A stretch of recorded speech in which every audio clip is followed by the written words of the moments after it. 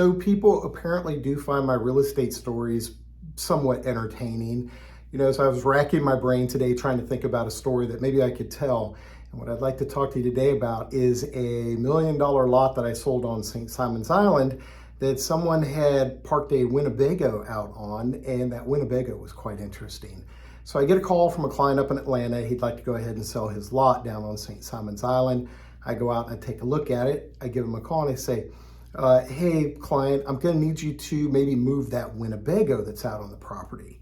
And his response is, what Winnebago are you talking about? So I took a photo, sent it off to him, and he said, look, that is not my Winnebago.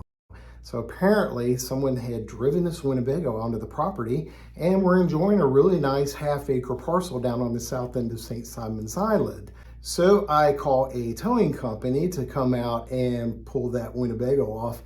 And I want to think it was, the towing company was Big Bear here in Brunswick, Georgia. Look him up.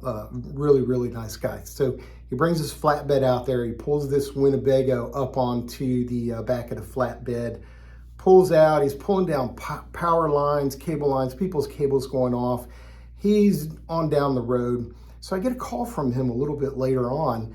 This is a true story. If you don't believe me, look up Big Bear, give him a call and ask him about the Winnebago. He's driving down Highway 17 here in Brunswick, Georgia to take it to his lot, and a car pulls in behind him, flashing their lights and honking. So he pulls over, and this person gets out of the car and goes up and says, hey, that's my Winnebago. I'm serious, dead serious, true story. So when I was talking to Big Bear, I was like, oh my gosh, well, where were they?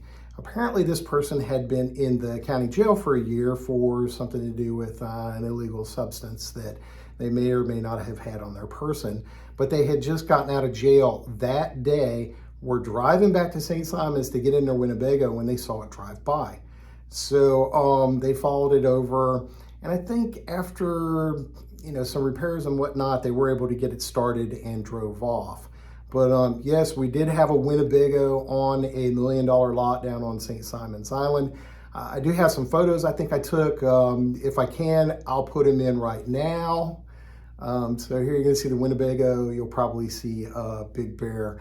But anyhow, really interesting story. Somebody camping out on a property down on St. Simon's, a $1 million property with a Winnebago while they were sitting in jail. One of my favorite stories.